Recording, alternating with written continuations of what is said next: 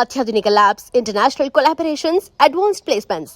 మీ dream career ని reach అవ్వడానికి మీ best choice Godavari Global university.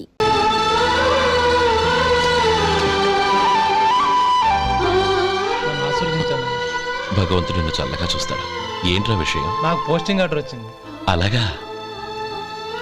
మన ఊళ్ళోనే నన్ను ఎస్ఐగా అపాయింట్ చేశారు. చాలా సంతోషంరా.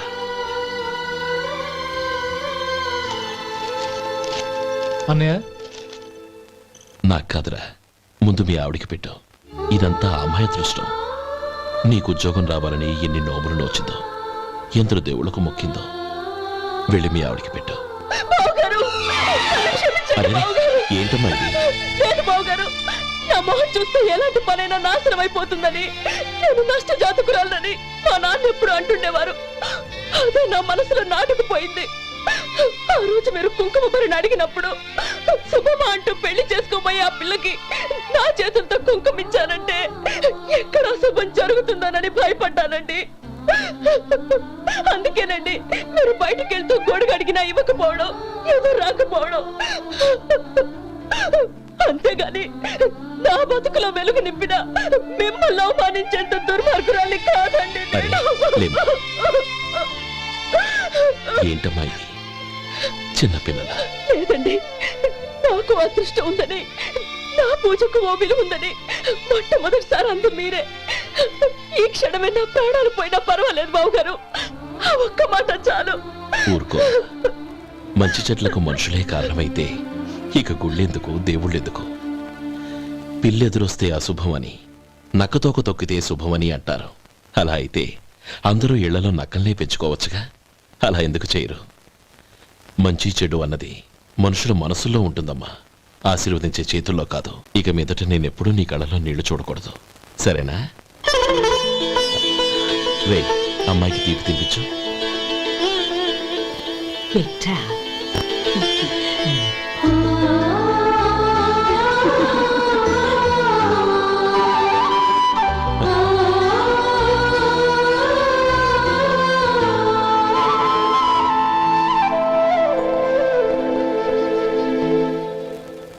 మధు, చిన్నప్పుడు నేను ఒక్కడనే కష్టపడుతున్నానని, నాకు సాయంగా ఉండాలని చదువు అబ్బలేదన్న వంకతో చదువు మానేశావు. ఇప్పుడు నీ తమ్ముళ్ళిద్దరూ అభివృద్ధిలోకి వచ్చారు. మరుదులిద్దరికీ మంచి ఉద్యోగాలు వచ్చాయి. తన భర్త మాత్రం అలాగే ఉన్నాడని నీ భార్య బాధపడదు. చూడు మధు, చదువుకున్నోళ్లే వృద్ధిలోకి రావాలని ఏమీ లేదు. కృషి పట్టుదల ఉంటే ఎవరైనా ఏదైనా సాధించవచ్చు. నీకు తెలివితేటలున్నాయి. నువ్వు తలుచుకుంటే కానిదంటూ ఏదీ లేదు. పైగా నీకు సాయిగా మేమందరం ఉన్నాం.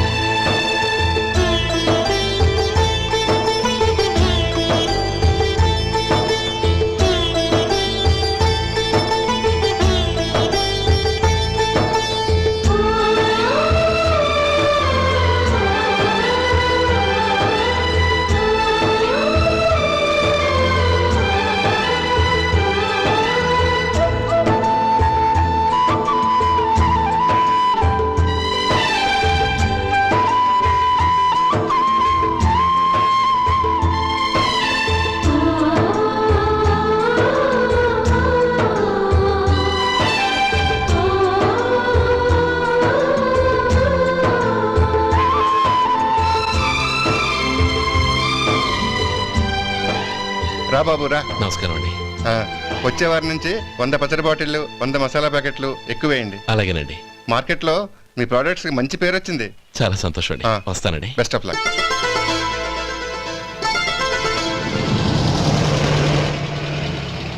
ఆ బాక్స్ లోపల పెట్టవా? అలాగే సార్.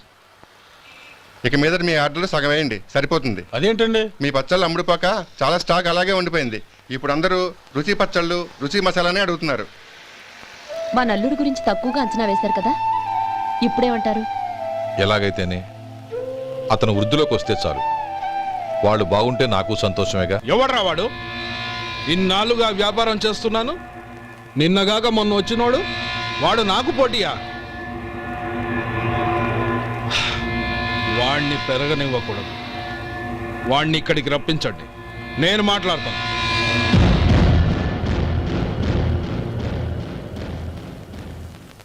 నమస్కారం అండి.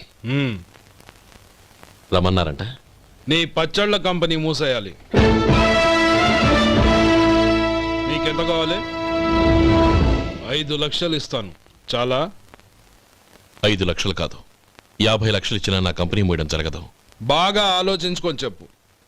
ఈ వ్యాపారంలో పుట్టి పెరిగినోణ్ణి, నాతో పోటీ పడకు. నా చేతి కింద 6,000 మంది పనిచేస్తున్నారు. ఆంధ్ర మొత్తం నాకు బ్రాంచులు ఉన్నాయి. నేనే మార్కెటింగ్ చేయలేకపోతున్నాను. ఆఫ్టర్ ఆల్ ఒక కుటీర పరిశ్రమలా పెట్టుకొని నువ్వెలా మార్కెటింగ్ చేయగలవు? 6,000 మంది వర్కర్స్ని పెట్టుకుని ఆంధ్ర మొత్తం బ్రాంచీలున్న మీరే నా కంపెనీ చూసి భయపడుతున్నారంటే నా సరుకుల నాణ్యత ఉందనేగా. ఆ నాణ్యత ఉన్నంత వరకు నాకెవరూ పోటీ కాదు. ఈ ప్రపంచంలో నేను ఎక్కడైనా మార్కెట్ చేయగలను. వస్తాను.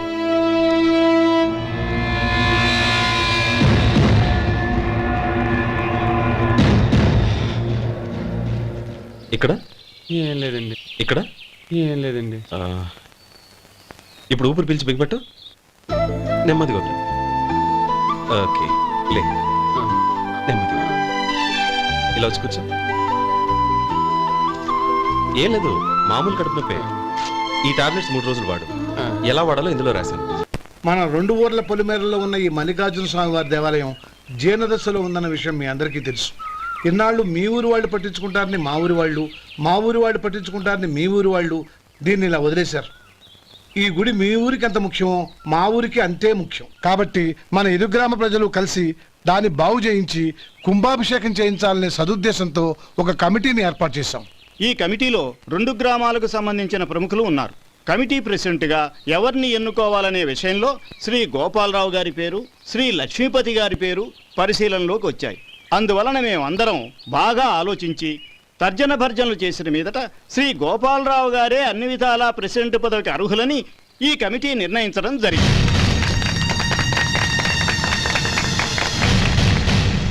అంచేత ఈ ఉభయ గ్రామ ప్రజలు శ్రీ గోపాలరావు గారికి ఉదారంగా విరాళాలు అందజేసి ఈ శుభకార్యాన్ని జయప్రదం చేయవలసిందిగా కోరుతున్నాం. ఏంటి ఇంకా రాలేదా? ఏంటయ్యా, టైం 10 అవుతోంది. బోర్డు మీద 10 గంటలను రాసింది. మీ డాక్టర్ ఇంకా రాలేదు. అసలు మీ డాక్టర్ కి టైం సెన్స్, పంక్చువాలిటీ ఏమైనా ఉన్నాయా? ఇంతకీ మీరెవరండి? నేను డాక్టర్ అమ్మని. ఓహో, మీరు డాక్టరేనా? డాక్టర్ అంటే డాక్టర్ని కాదయ్యా, డాక్టర్ని చేసుకోబోయేదానని అర్థం. ఓహో, అవును, నువ్వెవరు? నేను ఇక్కడ టోకన్ ఇస్తూ ఉంటానులేండి. తప్పుకో. తప్పుకోవయ్యా. అవును, మీ డాక్టర్ కి ఎవరో అన్నయ్య ఉన్నాడంట కదా, ఎలాంటోడు? ఎలాంటోడంటే అదేనయ్యా, చాలా కోపిస్తని విన్నాను. ఎందుకని అడుగుతున్నారు? ఎందుకంటావేంటయ్యా? ఆ అన్నయ్య మాట వినగానే మీ డాక్టర్ గడగడా వణికిపోతాడు. అసలు డాక్టర్ చదివే తమ్ముణ్ణి అలా భయపెట్టచ్చా? తప్పు కదా? తప్పేనండి. కాని కాని నాకు మీ డాక్టర్కి పెళ్ళవని ఆ అన్నయ్య సంగతి అప్పుడు చెప్తాను. ఏం చేస్తానండి? ఏం చేస్తానా? సంవత్సరం తిరగకుండానే కవల పిల్లల్ని కని వాళ్ళ అన్నయ్య చేతిలో పెడతాను. వాళ్ళకి 5 సంవత్సరాలు వచ్చేసరికి ఆయన్ని బాగా మొట్టికెళ్ళేస్తారు. అలా నా కసి తీర్చుకుంటాను. ఈ డాక్టర్ ఎప్పుడు వస్తాడో ఏంటో. అది సర్లే కాని నువ్వు పని చేయి. మీ డాక్టర్ రాగానే నేను వచ్చి వెళ్ళానని చెప్పు. నేను అంటే ఓ, నా పేరు చెప్పలేదు కదా, నందిని. ఏం చెప్తావు? అదేనండి, నందిని గారు వచ్చి వెళ్ళారు అని చెప్తాను. గుడ్, పైకొస్తావు.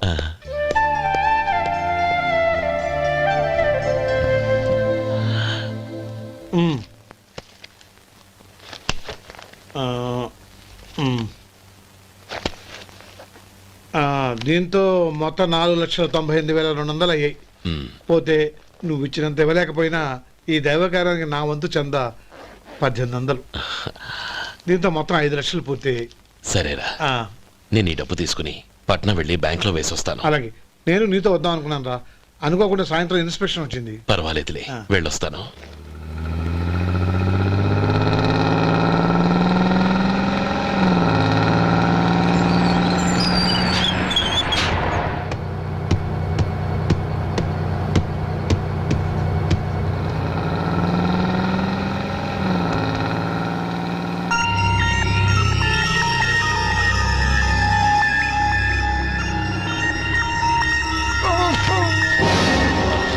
అయ్యో మూర్ఛ మూర్ఛ బసాపండి బసాపండి. ఇదిగోండి తాళం చేతులు గుర్తి. ఈ తాళాలు అతని చేతిలో పెట్టండి. వీటి వల్ల ప్రయోజనం లేదు. నాలుగు ఖర్చుకోకుండా పళ్ళ మధ్య పెట్టడానికి గట్టిగా ఏదైనా ఉంటే ఇవ్వండి. ఇదిగో ఇది చూడండి.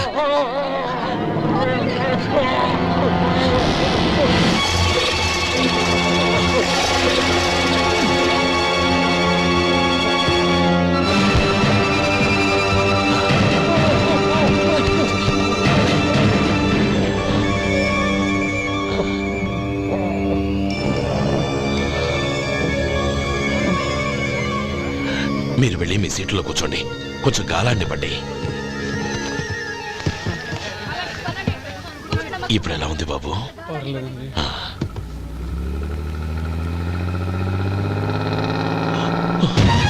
అయ్యో, నా బ్యాగ్ ఎవరైనా చూసారా? అందులో 5 లక్షలు ఉన్నాయి. నా బ్యాగు వెంటనే బస్ ఆపండి. ఎవరిని కింద దిగవద్దు. అందరినీ చెక్ చేయండి. నా అంచనా తప్పు కాలేదు. వాడి మంచితనమే వాడిని దెబ్బకొట్టింది. మన వాళ్ళని పంపించి గుడి తాలూకు డబ్బు కొట్టేశాడని పోలీస్ కంప్లైంట్ ఇవ్వండి. ఇప్పుడు ఆ స్టేషన్లో ఎస్ఐ వాడి తమ్ముడే. వాడే వెళ్ళి వాడి అన్నయ్యని అరెస్ట్ చేసి వీధుల్లో నడిపించుకు తీసుకురావాలి. అది నేను కళ్ళారా చూడాలి, మనసారా సంతోషించాలి. అయ్యో గోపాలం గారు మీరు దేవస్థానం సొమ్ము దొంగిలించారని ఎవరో పోలీస్ కంప్లైంట్ ఇచ్చారంట. మిమ్మల్ని అరెస్ట్ చేయడానికి మీ తమ్ముడు గారు వస్తున్నారు.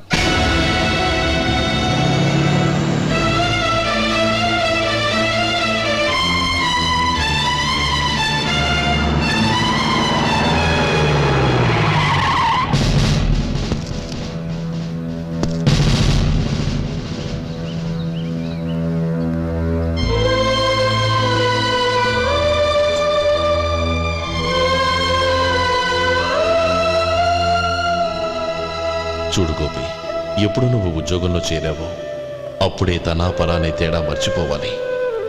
నేరం చేసిన వాడు నీ తమ్ముడైనా అన్నైనా సరే శిక్షించాల్సిన బాధ్యత నీది. అదే నువ్వు నీ ఉద్యోగానికి ఇచ్చే గౌరవం.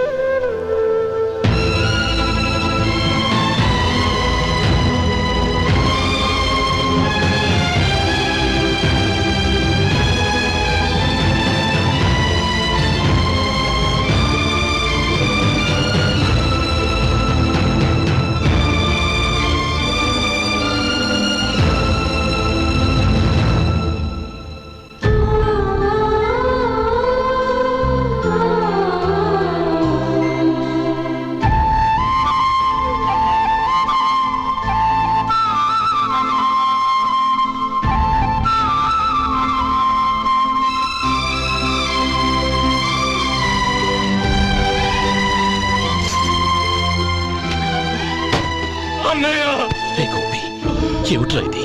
నన్ను క్షమించన్నయ్య. నేను కోరి ఉద్యోగుల చేర్లు మాట నిజమే, కానీ ఇలాంటి పరిస్థితి ఎదురవుతుంది అనుకోలేదు. నా ఒంట్లో ప్రతి రక్త పట్టు నీ భిక్షానన్నయ్య.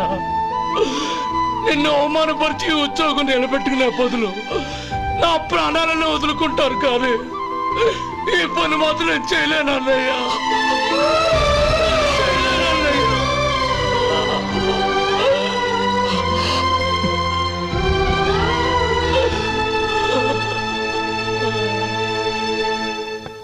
ఏరా, ఇన్నేళ్లు కష్టపడి సంపాదించిన ఉద్యోగానికి రాజీనామా చేస్తావా? కనీసం నీ పెళ్ళాం ఏమనుకుంటుందోనని ఆలోచించావా? ఇందులో అనుకోవడానికి ఏముంది మామగారు? ఎండనక వాననక కష్టపడి ఓ తండ్రి కంటే ఎక్కువగా ఈయన్ని పెంచి పెద్ద చేశారు బావగారు. అలాంటి దేవుణ్ణి అరెస్ట్ చేసే ఆ ఉద్యోగం ఈయనకు అవసరం లేదు. బాగుంది. అన్నకు తగ్గ తమ్ముడు, తమ్ముడికి తగ్గ పెళ్ళం. సరే మీ ఇష్టం. నానమ్మ అన్నయ్యడి. నమస్కారం అండి. ఓ నువ్వా? రా కూర్చో. పర్వాలేదండి. ఏంటి ఇలా వచ్చావు? ఆ రోజు నా కంపెనీని మూసేయమన్నారు. ఇప్పుడు నేను మూసేయడానికి సిద్ధంగా ఉన్నాను. దానికి ప్రతిఫలంగా నాకు 5 లక్షలు కావాలి. అలాగే, నీకు కావాల్సిన 5 లక్షలు నేను ఇస్తాను. చాలా థ్యాంక్స్ అండి. కానీ మీరు మీ కంపెనీని మూసేయక్కర్లేదు. సార్, అవును మిస్టర్ మధు, మీ అన్నగారికి జరిగిన అన్యాయం గురించి తెలుసుకున్నాను. మీ కుటుంబం గురించి కూడా విన్నాను. సహజంగా అందరూ ఐకమత్యానికి ఉదాహరణ రామలక్ష్మణులు అంటారు. కానీ ఆ రామలక్ష్మణులు ఎలా ఉంటారనేది పుస్తకాల్లో చదవడం తప్ప ఎవ్వరూ చూడలేదు. మీ అన్నదమ్ములను చూస్తే ఆ రామలక్ష్మణులు ఇలాగే ఉండేవారేమో అనిపిస్తుంది. అలాంటి కుటుంబానికి ఇలాంటి ఇబ్బంది రావడం నిజంగా దురదృష్టం. రామునికి హనుమంతుల్లా కాకపోయినా ఏదో ఉడతా భక్తిగా నా వల్ల వీలైన సహాయం ఈ 5 లక్షలు తీసుకో. మీ కంపెనీ పేరు మీదే అన్ని సరుకులు తయారు చేయండి. నేను వాటిని ప్రపంచమంతా మార్కెటింగ్ చేస్తాను. సార్, మీ రుణం ఉంచుకోను. తొందరలోనే తీర్చేస్తాను. స్నేహితుల మధ్య రుణాలేంటి మధు? We are friends.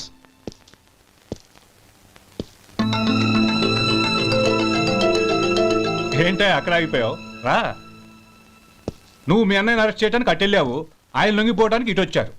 అవును, యూనిఫామ్ చేత్తో పట్టుకొచ్చావేంటి? సార్ నేను రే, ఈ మాత్రం దానికే బెదిరిపోయి ఉద్యోగం వదులుకుంటావా? నువ్వు ఇలాంటివి ఎన్నో సమర్థవంతంగా ఎదుర్కోవాలి. నిన్ను నేను ఎస్పీగా చూడాలి. అది కాదన్నయ్య. ఇంకేం మాట్లాడకు. ఇన్స్పెక్టర్ గారు, నన్ను లాకప్లో పెట్టండి. ఆగండి సార్, ఆ డబ్బు ఎక్కడికి పోలేదు. నేనే తీసి జాగ్రత్త చేశాను. ఈ విషయం అన్నయ్యకి తెలియక బ్యాగులో డబ్బు కనబడకపోవడంతో అది పోయిందనుకున్నాడు. నే పట్నం నుంచి వచ్చేసరికి జరిగిన గొడవంతా తెలిసిందే. రే మధు, జరిగిన దానికి నన్ను క్షమించనయ్యా. ఇంటికి వెళ్ళాక అన్ని వివరంగా చెప్తాను. సార్, ఇదిగోండి 5 లక్షలు. ఇది కమిటీ వాళ్ళకి అప్పగించి ఈ కేసు కొట్టేయండి సార్. భలే వాడివయ్యా, తీసినప్పుడు ఒక మాట ఆయనతో చెప్పుండొచ్చుగా. అనవసరంగా పెద్ద ఆయన స్టేషన్ వరకు రప్పించావు. Sorry sir. అన్నయ్య, మీరింటికి వెళ్ళండి. నేను లెక్క అప్ప చెప్పేసి వస్తానండి. అలాగే. ఎలా దెబ్బ కొట్టాలన్నా కుదరటం లేదు. అయినా వీళ్ళకు ఉన్న పళ్ళంగా 5 లక్షలు ఎలా వచ్చాయి? అదే బావా, నాకు అర్థం కావటం లేదు. నీకు అర్థమైతే ఆశ్చర్యపడాలి కానీ అర్థం కాకపోతే ఆశ్చర్యం ఏముంది? Useless fellow.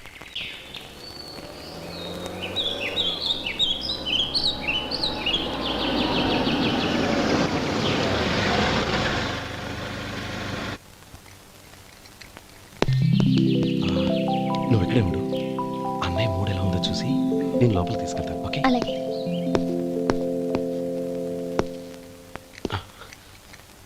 అన్నయ్య, ఏంట్రా? నేను చాలా రోజుల నుంచి నీకు విషయం చెప్తున్నాను, గుర్తుందా? ఏ విషయం? అదే అన్నయ్య, నేను ఓ అమ్మాయిని ఓ అమ్మాయిని లవ్. ఓహో, లవ్ చేస్తున్నావా? ఆ విషయం నువ్వు నాకెప్పుడు చెప్పావురా? ఊళ్ళో అందరూ అనుకుంటుంటే నేను విన్నాను. సారీ అన్నయ్య, నీకు చాన్నాళ్ళుగా చెప్పాలనుకుంటున్నాను కదా, అందువల్ల చెప్పేశానేమో అనుకున్నాను. ఓహో, ఆ అమ్మాయి వచ్చిందన్నయ్య, బయట నిలబడి ఉంది. బయట నిలబెట్టడం ఏమిట్రా? లోపలికి తీసుకురా. అలాగే అన్నయ్య. ఏయ్, అన్నయ్య మంచి మూడ్లో ఉన్నాడు, రా. కమ్.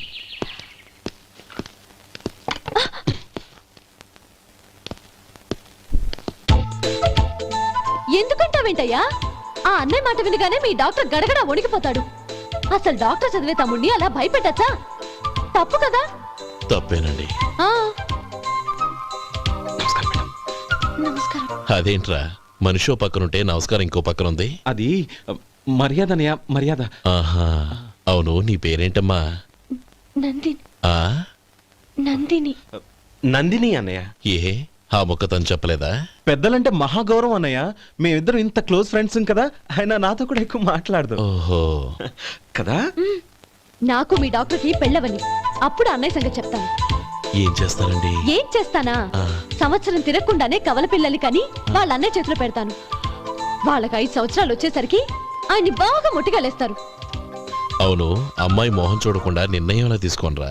తలెత్తు.